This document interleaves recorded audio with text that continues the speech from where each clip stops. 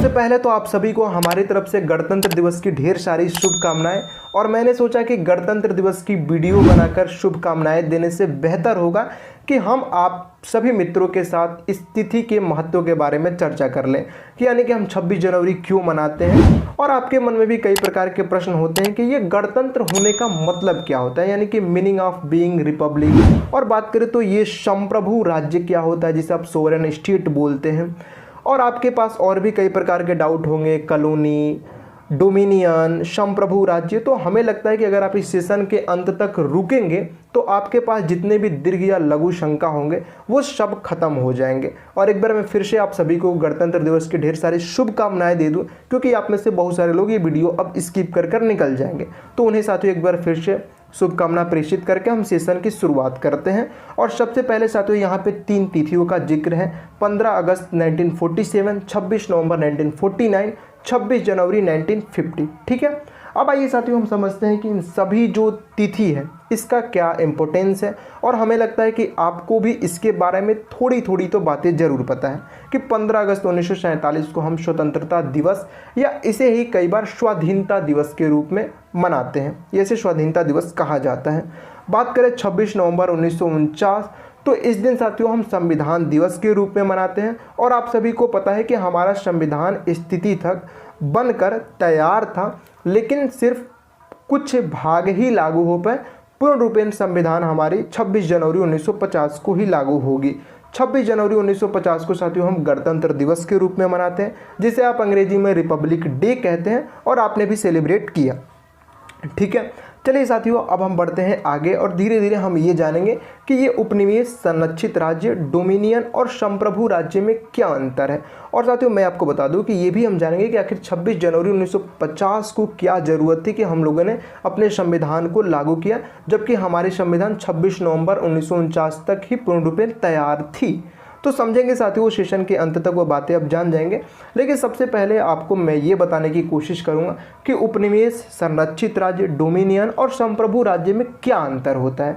यहाँ पे साथियों आप देख सकते हैं कि 2 सर्किल है। ये सर्किल को आप इस तरीके से समझिएगा कि हम 2 स्टेट के बारे में जिक्र कर रहे हैं। और जब भी हम पॉलिटी में स्टेट की चर्चा करते हैं तो उसका मतलब यही होता है कि हम 2 देशों की बात करते हैं। यानी कि साथियों यहाँ पे हम राज्य की बात न करके हम 2 देश का रिप्रेजेंटेशन कर रहे हैं, ये 2 स्टेट, 2 सर्किल से। ठीक है, चलिए सेशन की शुरुआत करते हैं और बेहतरीन से आप रुककर ये बातें सीखिएगा। ये साथियों यहाँ पे है पहला कॉलोनी, या इसे ही डिपेंडेंसी कहा जाता है। हिंदी में इसे उपनिवेश कहा जाता है। और मैं साथियों इसे स्टेट 1 और स्टेट 2 कर आपको ज़्यादा इरिटेट करने की कोशिश नहीं करूँगा। मैं जहाँ तक हो सकेगा साथियों सीधा नाम ही रख लूँगा। जैसे आप साथियों इसे समझ सकते हैं कि ये है ब्रिटेन, और साथियों आप इसे समझ सकते हैं ये है इंडिया। ठीक है, और हमें समझना है कि उपनिवेश होता क्या है। तो आप इस तरीके से समझिए कि साथियों ब्रिटेन का भारत के ऊपर पूरा कब्जा था, यानी कि पूरी की पूरी कंट्रोल किसका था, ब्रिटेन का भारत पे। कब तक, 15 अगस्त 1947 तक। तो भारत ब्रिटेन का क्या हुआ, एक उपनिवेश हुआ, एक कॉलोनी हुआ, या इसे ही एक आप डिपेंडेंसी कह सकते हैं। यानी कि हम पूरी तरीके से जब स्टेट, अब फिर हम साथियों स्टेट का नाम नहीं, स्टेट नहीं कहूँगा, तो हम पूरी तरीके से साथियों ब्रिटेन के कंट्रोल में थे, कब्जे में थे। आपने साथियों इसके बारे में जान लिया। और इसी तरीके से साथियों ब्रिटेन के देश दुनिया के कई हिस्सों में कॉलोनी थी, उपनिवेश थे, जहाँ पे साथियों ये पूरी अपनी कंट्रोल बैठा कर रखे थे। अब आइए साथियों समझते हैं ये संरक्षित राज्य क्या था।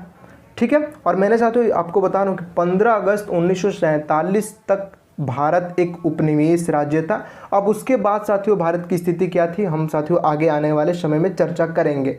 अब उसके बाद समझ लेते हैं साथियों ये उपनिवेश क्या होता है, साथियों ये संरक्षित राज्य क्या होता है, जिसे प्रोक्ट्रेट इंग्लिश में कहा जाता है। तो यहाँ पे भी साथियों 2 देश हैं। ठीक है, 2 स्टेट कह लीजिए। अब इसमें क्या है कि साथियों एक थोड़ी सी जो है वो समृद्धवान देश है, वो बड़ा है, और एक साथियों छोटा है। आपने समझ लिया साथियों 2 देश की हमने चर्चा की, 2 स्टेट जिसे कहेंगे आप। और एक बड़ा है इन द सेंस मतलब उसके पास ज़्यादा समृद्धि है, उसका क्षेत्रफल बड़ा होगा। और साथियों एक जो है साथियों छोटा है। अब आप कहें तो साथियों मैं इसे देश का भी नाम ले सकता हूँ, जैसे एक इंडिया है, और सपोज कीजिए कि साथियों एक नेपाल ही समझ लीजिए। ठीक है, छोटा सा देश हो गया। अब इसमें क्या होता है कि साथियों इसमें यही होता है कि अब भारत का कहेगा कि भारत की नेपाल पर आधिपत्य है, जिसे इंग्लिश में सुजेरेंटी कहा जाता है, आधिपत्य है। इसमें होगा क्या कि ये साथियों दोनों स्वतंत्र हैं, भारत और नेपाल दोनों स्वतंत्र हैं, लेकिन नेपाल अपनी सेना नहीं रखेगा। ठीक है, कहीं कहीं ये भी होता है कि साथियों जैसे नेपाल के पास कोई अपना विदेशी संबंध नहीं होगा, भारत के पास अपनी सेना होगी, भारत के पास अपना विदेशी संबंध होगा। और साथियों इसमें ये माना जाएगा कि जो विदेशी संबंध भारत का है वही साथियों नेपाल का संबंध माना जाएगा। संरक्षित राज्य के सेंस में जब भारत का एक संरक्षित राज्य होगा नेपाल, मैं साथियों उदाहरण के तौर पे बता रहा हूँ, ऐसे आप समझिएगा ना, मैं समझने के लिए ये नाम रखा हूँ। तो ये साथियों उसका जो विदेशी संबंध भी होगा, जो भारत का विदेशी संबंध होगा वही होगा। और जहाँ भी नेपाल को सेना की ज़रूरत होगी तो जो भारत की सेना होगी वही साथियों नेपाल के लिए कार्य करेगी। यदि कोई देश नेपाल पे हमला कर दे तो ये समझा जाएगा कि वो भारत पर हमला किया जाएगा और साथियों इस पर भारत जवाब देगा। और इसमें सिर्फ कहलाएगा क्या कि भारत की नेपाल पर आधिपत्य है। ठीक है साथियों, और ऐसी स्थिति हम देखेंगे कि भारत में ब्रिटेन और भारत के कुछ रियासतों में देखने को मिली, जो छोटे छोटे हमारे रियासत थे जिनके पास सेना नहीं थी, तो आप देखेंगे साथियों वहाँ पे ब्रिटेन की जो सैनिक थे वहीं काम करती थी उस रियासत के लिए। और ऐसा साथियों माना जाता है कि भारत और सिक्किम के बीच भी कुछ समय के लिए 1975 तक इस तरह की स्थिति एक संरक्षित राज्य के तौर पे देखा जाता है। ठीक है, लेकिन बाकी में साथियों याद रखिएगा नेपाल स्वतंत्र है, वहाँ पे साथियों हमारा वो अधीन नहीं है। बस कुछ मामलों में जैसे सेना भारत का यूज करेगा, विदेशी संबंध भारत वाली ही मानी जाएगी, और अगर उस पर कोई हमला करेगा तो ये माना जाएगा कि वो भारत पर ही हमला कर रहा है। ठीक है, तो ये रहा साथियों संरक्षित राज्य। अब आइए साथियों हम समझते हैं कि ये डोमिनियन क्या होता है। आप देखें कि साथियों भारत बहुत समय तक डोमिनियन की मांग कर रहा था कि हमें डोमिनियन स्टेटस ही दे दिया जाए। यहाँ पे देखेंगे साथियों कि जैसे यहाँ पे स्टेट 1 स्टेट 2 है। जैसे साथियों हम समझ लें कि हम उपनिवेश थे ब्रिटेन का, तो आप उसे ब्रिटेन ही समझिए, और एक भारत को समझ लीजिए। इसमें क्या है कि साथियों भारत सभी मामला में स्वतंत्र होगा, ब्रिटेन से स्वतंत्र होगा, भारत के पास अपनी सेना होगी, भारत सभी प्रकार का फैसला लेगा। लेकिन इसमें होगा क्या कि जो डॉक्यूमेंट होगा उस पर नाम मात्र के लिए ही लिखा होगा कि भारत ब्रिटेन का अधीन है। इस बात को आप समझिएगा। दूसरी चीज़ साथियों, जो यहाँ पे ब्रिटेन के राज्य का प्रमुख होगा यानी कि हेड ऑफ द स्टेट होगा, वही साथियों ये जो डोमिनियन राज्य है, यानी कि जैसे अब हम भारत का उदाहरण ही लिए तो साथियों भारत का भी हेड ऑफ द स्टेट होगा। यदि साथियों भारत डोमिनियन होता तो हमारा हेड ऑफ द स्टेट राष्ट्रपति ना होकर इंग्लैंड के कोई राजा, जैसे आज तो राजा है, वही साथियों हेड ऑफ द स्टेट होते। तो भारत साथियों डोमिनियन स्टेटस इस समय हमारे पास नहीं है, हम बिल्कुल एक संप्रभु राज्य हैं। अब आइए साथियों हम अंतिम पायदान संप्रभु राज्य के बारे में समझते हैं। ठीक है, अब देखिए साथियों संप्रभु राज्य के मतलब क्या हुआ कि यहाँ पे हमारे और ब्रिटेन के बीच साथियों कोई संबंध नहीं है। मतलब संबंध तो है, आजकल तो साथियों सभी देशों के साथ कुछ ना कुछ संबंध है, लेकिन साथियों हम पूरी तरीके से स्वतंत्र देश है, फुल्ली इंडिपेंडेंट कंट्री है। हम अपने इंटरनल एक्सटर्नल ये सभी मामलों में जो निर्णय होगी वो भारत के पास ही अंतिम शक्ति है। हम किसी भी प्रकार के फैसले हम खुद ही लेंगे, हमारी सेना है, यानी कि हमारी सब कुछ हमारा साथियों यहाँ पे ब्रिटेन के साथ अब कोई रिश्ता नहीं रह गया, और हमारा हेड ऑफ द स्टेट जो है वो खुद चुना हुआ ही है। तो आप समझ गए कि भारत साथियों किस तरीके से एक संप्रभु राज्य है, किस तरीके से साथियों डोमिनियन से अलग होता है संप्रभु राज्य, यानी कि फुल्ली इंडिपेंडेंट कंट्री, किसी के ऊपर किसी भी प्रकार की स्वतंत्रता, किसी भी प्रकार की डिपेंडेंसी नहीं होती है। मतलब एक प्रकार से उसे कहे तो शायद मैं याद नहीं कर पा रहा हूँ, शायद जैसे किसी के ऊपर सॉरी साथियों मैं माफ़ी चाहूँगा, याद नहीं आ रहा है मुझे कि क्या कहा जाता है कि हाँ निर्भरता नहीं है। जैसे आप यहाँ पे ब्रिटेन के ऊपर हमारी किसी भी प्रकार की निर्भरता नहीं है, यही साथियों मुझे निर्भरता नहीं याद आ रहा था कि मतलब हम पूरी तरीके से स्वतंत्र हैं। ठीक है, चलिए साथियों आप संप्रभु राज्य समझ गए होंगे, मुझे नहीं लगता कि शायद इसमें आपको डाउट हुआ होगा। और आप देख सकते हैं कि आप साथियों थोड़ा सा इमेजिन कीजिए कि जैसे भारत आज पूरी इंडिपेंडेंट है, हमारे इंटरनल एक्सटर्नल मामले पूरी तरीके से हम खुद अपने से फैसला लेते हैं। और बात करें तो हमारे head of the state Droupadi Murmu ji जैसे इस समय राष्ट्रीय जो अध्यक्ष है वो बिल्कुल चुनी हुई है। वो सब साथियों हम एक संप्रभु राज्य वाली जो हमारी एक पहचान है वो हमें मिली हुई है। चलिए साथियों इससे जब हम आगे बढ़ते हैं तो हम चर्चा करते हैं इंडियन इंडिपेंडेंस एक्ट 1947 से। ठीक है साथियों, ये 1947 का एक्ट है जो हाउस ऑफ कॉमन से पारित हुआ। और बात करें तो साथियों 18 जुलाई 1947 को इसके ऊपर वहाँ के जो किंग थे उसका हस्ताक्षर होता है, ठीक है। लेकिन ये लागू होगा 15 अगस्त 1947 को। 18 जुलाई को इसके ऊपर हस्ताक्षर, लेकिन लागू 15 अगस्त 1947 को। एक बात याद रखिएगा, इससे पहले नवंबर 1946 में संविधान सभा का गठन, दिसंबर 1946 से संविधान सभा का कार्य शुरू हो गया था। और आप देखेंगे कि साथियों उसके बाद 1947 की हम ही चर्चा कर रहे हैं। 1946 से ही हमारे संविधान के ऊपर कार्य शुरू हो चुका है, ठीक है। 15 अगस्त 1947 को साथियों इंडियन इंडिपेंडेंस एक्ट लागू होता है और इसमें इस बात का जिक्र था कि भारत में ब्रिटिश शासन समाप्त हो जाता है। ये भारत में जब ब्रिटिश शासन समाप्त हो गया तो हम क्या हुआ साथियों कि यहाँ पे यानी कि हम ब्रिटेन से स्वतंत्र हो गए। और यहीं के साथियों इसी में क्या था कि वायसराय का जो पद था वो समाप्त हो गया। आपको पता था कि जो गवर्नर जनरल वायसराय कहलाता था, अब वायसराय का पद समाप्त हो गया। क्यों समाप्त हुआ? क्योंकि यहाँ पे साथियों राजा के प्रतिनिधि के रूप में वायसराय था। और साथियों अब राजा का कार्य रहा नहीं, क्योंकि भारत एक स्वतंत्र देश हो गया और भारत में जो ब्रिटिश शासन थी वो समाप्त हो गया। इसी इंडियन इंडिपेंडेंस एक्ट में ये लिखा था कि भारत का हिस्सा 2 डोमिनियंस में बटेगा, यानी कि इंडिया और पाकिस्तान में। इसमें साथियों इंडियन इंडिपेंडेंस एक्ट 1947 में लिखा था। ये भी लिखा था कि भारत का जो शासन था, अब 1947 में भी हमारे पास तो संविधान है नहीं, अभी हम उस पर कार्य कर रहे हैं, तो हमारी जो शासन चलेगा वो गवर्नमेंट ऑफ इंडिया एक्ट 1935 यानी कि भारत शासन अधिनियम 1935 से ही चलेगा। और आपको पता हो कि हमारे आज भी साथियों बहुत सारे जो अनुच्छेद है वो गवर्नमेंट ऑफ इंडिया एक्ट 1935 से ही लिया गया है। उसके बाद बात करें तो गवर्नर जनरल दोनों डोमिनियंस का एक ही या अलग अलग हो सकते हैं। जैसे साथियों जो गवर्नर जनरल होंगे वो या तो जो दोनों डोमिनियन स्टेट्स बने हैं इंडिया और पाकिस्तान के, वो एक ही हो सकते हैं या अलग अलग भी हो सकते हैं। देखिए यहाँ पे एक बात याद रखिएगा कि भारत को डोमिनियंस में बांटा गया है 1947 को। हमें भले ही ब्रिटिश शासन से स्वतंत्रता मिल गई, लेकिन हमें डोमिनियंस में बांटा गया। और मैंने अभी आपको बताया कि साथियों डोमिनियंस में होता क्या है, राज्य का प्रमुख वही होगा जो वहाँ का होगा, ठीक है साथियों, इस बात को आप याद रखिएगा। गवर्नर जनरल की बात हो गई। उसके बाद बात करें तो संविधान सभा चाहे तो इंडियन इंडिपेंडेंस एक्ट 1947 और गवर्नमेंट ऑफ इंडिया एक्ट जो 1935 है साथियों, यहाँ पे 1935 थे, इसको खारिज कर सकते हैं। जैसे अगर बात करूँ तो यहाँ पे क्या था कि भले ही साथियों संविधान हमारी बन नहीं है, लेकिन किसी भी प्रकार के कंट्रोल नहीं था ब्रिटिश का। संविधान सभा पूरी तरीके से स्वतंत्र थी और वो चाहे तो ये दोनों ही इंडियन इंडिपेंडेंस एक्ट है और 1935 और 1947 में जो भी इसमें बातें हैं उसे बिल्कुल खारिज करके उन्हें जो भी अच्छी चीज़ें लगे वो संविधान में बाकायदे लिख सकते हैं। याद रखिएगा दोनों डोमिनियन स्टेट का जो राष्ट्रीय अध्यक्ष होगा वो इंग्लैंड का राजा ही होगा। इस बात को अभी याद रखिएगा, क्योंकि डोमिनियन स्टेट्स में मैंने आपको बताया था कि हेड ऑफ द स्टेट वही होगा जो S1 का है, मतलब वहाँ पे जैसे जो ब्रिटेन का होगा वही साथियों आपके भारत और पाकिस्तान के भी राष्ट्रीय अध्यक्ष माना जाएगा। ये तो साथियों इंडियन इंडिपेंडेंस एक्ट 1947 में बातें लिखी गई थी, ठीक है। अब इसके आगे हम बढ़ते हैं।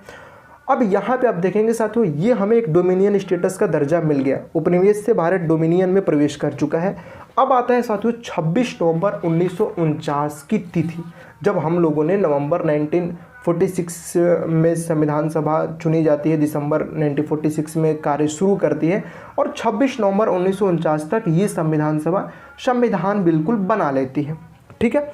और उसके बाद साथियों एक अनुच्छेद 394 है, उसमें इस बात का जिक्र है कि एक तो 394 और बाकी के जो अनुच्छेद है 5, 6, 7, 8, 9, 60, 324, 366, 367, 379, 380, 388, 391, 392 और 393 ये सभी साथियों 26 नवंबर 1949 को ही लागू हो जाएंगे।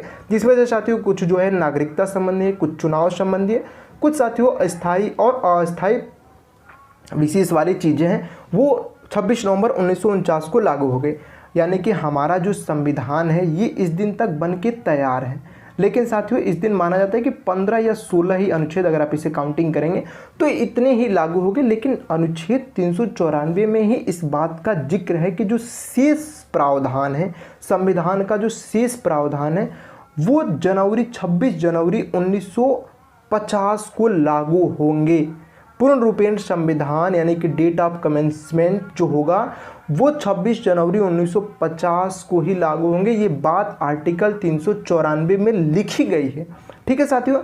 और उसके बाद साथियों हम देखेंगे कि 26 नवंबर को हम मनाते हैं 26 तारीख को हम मनाते हैं संविधान दिवस के रूप में, और इसमें इस बात का जिक्र है कि 26 जनवरी 1950 को संविधान लागू होगा पूर्ण रूपेण। अब एक प्रश्न बनता है कि हम क्यों 26 जनवरी 1950 को ही संविधान लागू किए। इसके पीछे की जो इतिहास है उसे थोड़ा सा समझ लेते हैं। आप सभी को पता हो कि साथियों 31 दिसंबर 1929 यानी कि लाहौर अधिवेशन चल रहा था, जो कांग्रेस का लाहौर अधिवेशन था, जिसकी अध्यक्षता पंडित जवाहरलाल नेहरू कर रहे थे। और 31 दिसंबर 1929 की बात है जब पंडित जवाहरलाल नेहरू ने रात को घोषणा किया था कि हमें पूर्ण स्वराज्य चाहिए। देखिए, इससे पहले भारत कई बार डोमिनियन स्टेट की मांग कर रहा था, लेकिन 1929 में ही 31 दिसंबर 1929 को ही पंडित जवाहरलाल नेहरू ने इस बात की घोषणा की कि हमें पूर्ण स्वराज्य चाहिए। और उस दिन साथियों तिरंगा भी फहराया गया, और यहाँ पे ये बात कही गई कि हम 26 जनवरी 1930 को अंग्रेजों से आज़ादी ले लेंगे। ये बात साथियों 31 दिसंबर 1929 को रात को पंडित जवाहरलाल नेहरू कहते हैं। और बात करें तो यही तिथि हमारी स्वाधीनता का दिन तय किया गया साथियों 26 जनवरी 1930 को। लेकिन आपको पता है कि साथियों 26 जनवरी 1930 को भारत को स्वतंत्रता मिली नहीं, लेकिन 1947 तक हम इसे स्वतंत्रता दिवस के रूप में या स्वाधीनता दिवस के रूप में सेलिब्रेट करते रहे। तो जब हम 26 नवंबर 1949 को अपनी संविधान बना लेते हैं तो हमें लगा कि साथियों इस दिन का कोई महत्व रहना चाहिए। इसलिए देखेंगे कि आर्टिकल 394 में यहाँ पे 26 जनवरी 1950 का जिक्र है कि बाकी जो संविधान होगा साथियों ये उसी तिथि को लागू होंगे।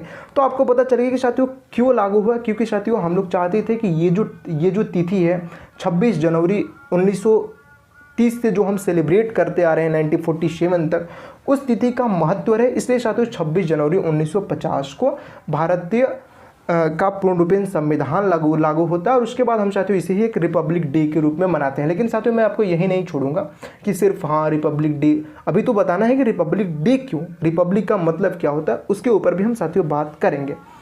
उससे पहले साथियों देखिए एक अमेरिका का भी बड़ा इंटरेस्टिंग चीज़ इसमें आता है कि आप देखेंगे कि 4 जुलाई 1976 को अमेरिका के लोग स्वतंत्रता दिवस के रूप में मनाते हैं, 4 जुलाई 1976 को।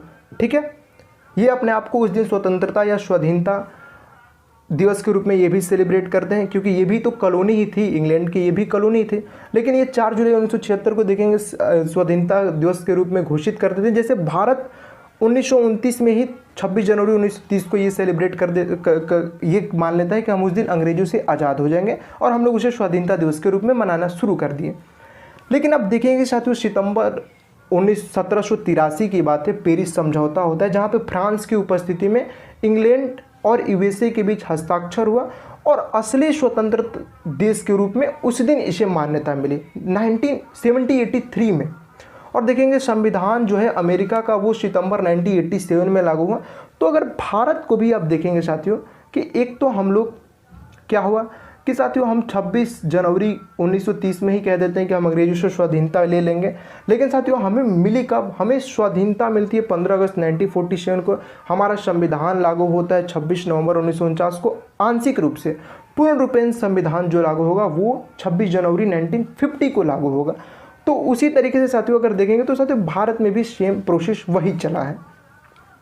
अब बात करते हैं साथियों यहाँ पे आइए 26 जनवरी 1950 को। मैंने साथियों थोड़ा सोचा कि ये अमेरिकी वाली चीज़ें आपको जिक्र कर दे, क्योंकि अमेरिका में आप देखेंगे साथियों 1775 से 1783 तक वहाँ पे युद्ध चला है। जो 13 स्वतंत्र देश थे जो वहाँ पे इंग्लैंड की कॉलोनी हुआ करते थे, वो लोग 76 में स्वतंत्रता खुद से घोषित कर देते हैं। लेकिन मिलता है साथियों 1783 में असली फ्रांस की उपस्थिति में ये अपना संविधान 1987 में बना पाए, पूरी रेटिफाइड हुआ सितंबर 1987 में। ठीक है, अब आइए साथियों हम अपने देश पर लौटते हैं। मैंने सोचा कि साथियों अगर आप थोड़ा सा अमेरिकी वाले जो बातें हैं अगर आप उससे तुलना करेंगे तो हमें भी लगेगा कि नहीं, हम भी लोग स्वाधीनता 1930 में ही अंग्रेजों से ले रहे थे, लेकिन हमें मिला नहीं। पूर्ण रूपेण स्वतंत्रता हमें मिलता है 47 में, हालांकि अभी एक डोमिनियन स्टेट के तौर पे, लेकिन साथियों आगे चल के एक संप्रभु राज्य यही बन जाता है 26 जनवरी 1950 से। ठीक है, अब देखिए साथियों, 26 जनवरी 1950 को हमारा संविधान पूर्ण रूपेण लागू हुआ, इस बात को आप याद रखिएगा। और यहीं से साथियों भारत एक डोमिनियन स्टेट से संप्रभु राज्य बन गया, याद रखिएगा, भारत एक डोमिनियन स्टेट से संप्रभु राज्य बन गया। और यहाँ पे अनुच्छेद 395 में इस बात का जिक्र है कि भारत का संविधान लागू होने के बाद इंडियन इंडिपेंडेंस एक्ट 1947 और गवर्नमेंट ऑफ इंडिया एक्ट 1935 दोनों खारिज हो जाएंगे और अब इसका कोई काम नहीं रहेगा। और भारत के head of the state Bharat के राष्ट्रपति होंगे, न कि इंग्लैंड के राजा। ये बात साथियों हम लोगों ने इसका जिक्र कर दिया। और आपको पता होगा कि अब जब ये दोनों एक्ट ख़त्म ही हो गए 1947 और 1935, 1947 में जिस बात का जिक्र है कि मतलब यहाँ के head of the state England के होंगे, और जब वो एक्ट ही खारिज हो गया और ये जो डोमिनियन स्टेट वाली जो बातें 1947 में लिखी गई थी, जब वो एक्ट ही खारिज हो गया, तो फिर अब काहे को भारत एक डोमिनियन स्टेट रह जाएगा। भारत एक संप्रभु राज्य बन गया, हमारे हेड ऑफ द स्टेट चुन लिए गए। आपको पता है कि अब हमारे head of the state doctor Rajendra Prasad हो गए।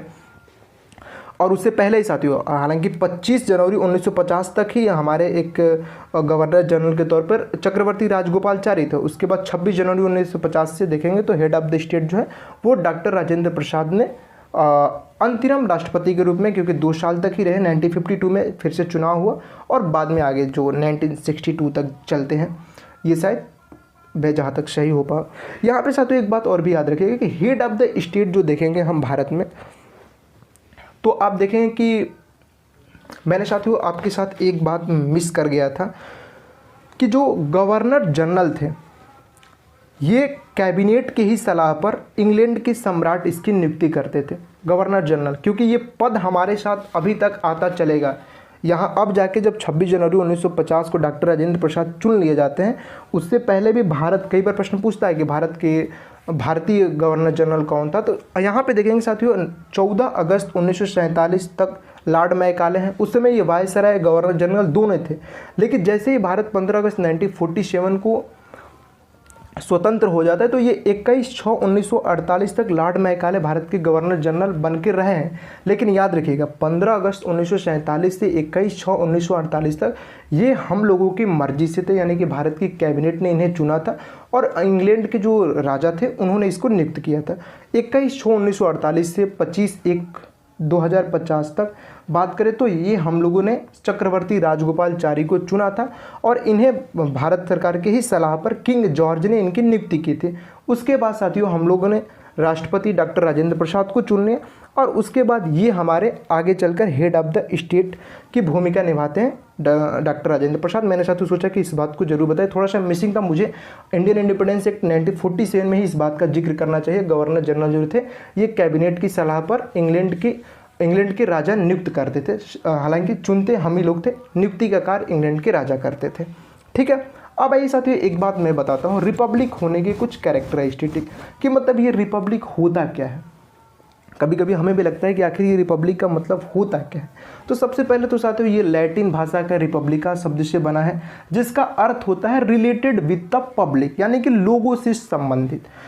एक देखेंगे साथियों एक सिस्टम होता है मोनार्की का, आपको पता है कि जिसे राजतंत्र कहा जाता है, जहाँ पे राजा का राज्य होता है और सभी प्रकार की शासन व्यवस्था जो भी है वो सब राजा के ही अधीन होता है। जो राजा कहता है वही नियम कायदा कानून वो सब कुछ राजा के ऊपर डिपेंड होता है। एक साथियों ये है रिपब्लिक, जिसे साथियों जनता का राज्य कहा जाता है। यहाँ पे जो राज्य होता है वो किसी राजा का बपौती नहीं होता, इस राज्य के जो मालिक होते हैं वो जनता होते हैं। जैसे आज हमारा एक भारत जो है ये रिपब्लिक देश है, इसके मालिक कौन है? यहाँ की जनता है।